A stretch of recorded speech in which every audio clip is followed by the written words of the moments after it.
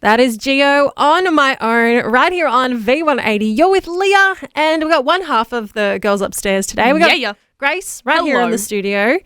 Now, Grace, we were chatting. Apparently, what did you say? Love languages are fake. Love languages are fake. What? All right, so this is the take of one Brian Solveig. I hope I pronounced his name right. But he's great. He does like a stack of like Christian psalms and stuff like that musically. Like, I love his stuff. Definitely check it out if you have a spare time. So he posts like 2 days ago, and it's kind of turned up like Christian Twitter a little bit. Oh. I say Christian Twitter. Christian X. Oh, X. Right. Because we're changing the language Yes, now. we're changing the language now. This is what he said. And I don't know if you've grown up in a Christian family. I know for me, my mum was like super into the love languages. Oh, like she 100%. made us do the test several times. 100%. And like she even like had our names written out in different little sections according to what our love languages were and stuff like that. Yeah. And so this was quite funny to me when I read it. So this is what he posted 2 days ago. The whole love languages thing to me is bleh. The whole love languages thing is so funny to me. Something like 98.7% of men are like, I'm words of affirmation and physical touch. And 98.7% of ladies is like, I'm acts of service and quality time. My brothers and sisters in Christ, you are men and women. Oh, I mean, like that's a pretty... that's a bold statement, isn't it? I know.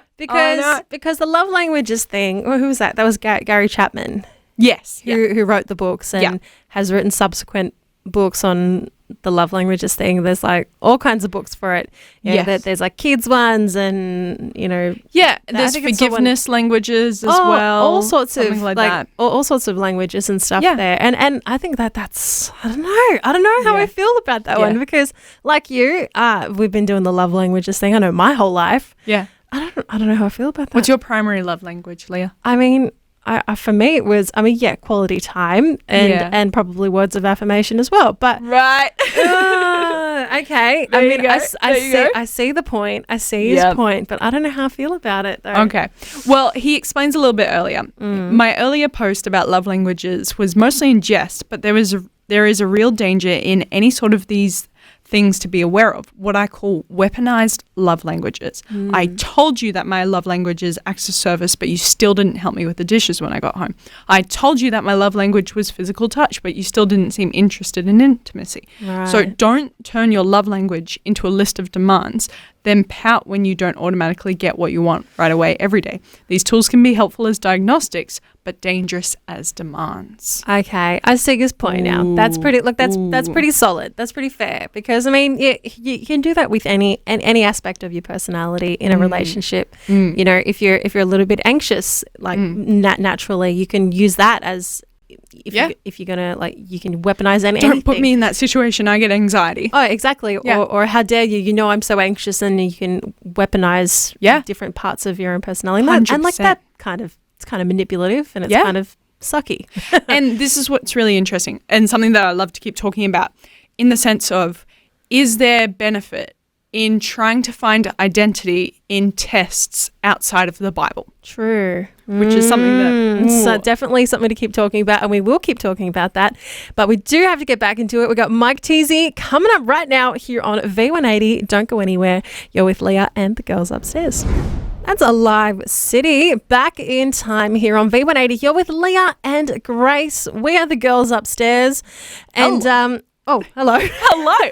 We're talking about love languages here today. And apparently, no, maybe they're not fake, but... They've been seriously challenged. I mean, it's interesting because men and women, once you've come into adulthood to some degree, they pretty much have the exact same love languages. In gendered camps. So men are like, what is it? Words of affirmation and physical touch. Yeah. And women are like acts of service and quality time. Yeah, fair. Like most of the time, very generally. I mean, like, it makes sense. I mean, there's always going to be a few outliers, of course. Yes, of course. But like for the most part, you know, I mean, that's a pretty fair call, I would say.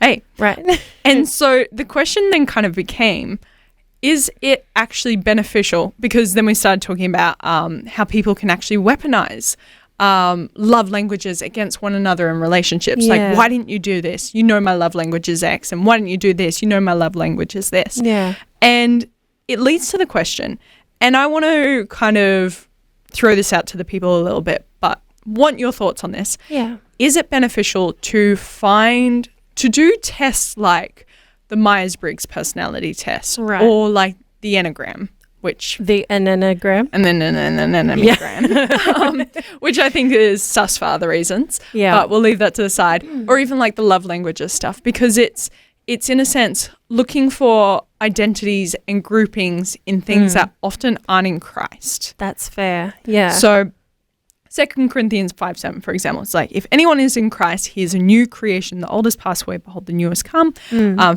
Peter 2:9, but you're a chosen race, a royal priesthood, a people for his own possession, that you may proclaim the excellencies of him who called you out of darkness into his marvelous light. And you do see lists of things in the Bible, like in Romans 12, I think it is. You've got a list of gifts. Yeah. You've got a list of gifts, I think in 1 Corinthians 11 as well. It could be 15. Right. Off the top of my head. I'm so sorry. No, you're fine. And Galatians, you've even got the gifts of the Spirit. So you've Yeah. got like different attributes that you can look for in people. But it's not in a sense saying, oh, but they're a campaigner. Yeah. Or but they're a 9. Yeah. Or they're analytical, or like they're like this. That's like, true. Yeah. because it gives it gives people identities to group themselves into, and to be honest, actually limit themselves into. It does. It does. And I see what you mean though, because like, Yeah. there is like a natural something about it. Desire for identity. Of to be course, honest. of course. Yeah. And we all have this sense of we want to belong, Yeah, you know, yeah. and we want to feel like we belong somewhere, whether it be in a group of 9s or whatever it may be. But I guess that sort of comes down to, where are you placing your identity in? Yes. You know, are you putting it in Christ? Because ultimately, he is the only one that we should be. Yeah, the only foundational identity that you need. Absolutely, absolutely. And so, and I guess that also comes down then to, like, you know, like you were talking like the birth charts. Yeah. You know, the Oh, zodiac stuff. Zodiac You know, stars. oh, yeah, I that's another can't one. help it. It's just in my nature. I'm this, I'm or an I'm that, Aries, or or- I've got a something moon. And you're like, why? Yeah. Why does that matter? Can't you just be who? True. Exactly. Like, It's a denial of responsibility. It is, and Yes. that can be wildly manipulative in any not only romantic relationships, but all relationships.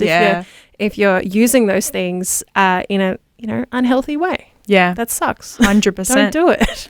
So, sure, these tests are fun. I wouldn't place too much stock in them, and I wouldn't No. limit yourselves to them. Yeah, try to be more like Christ.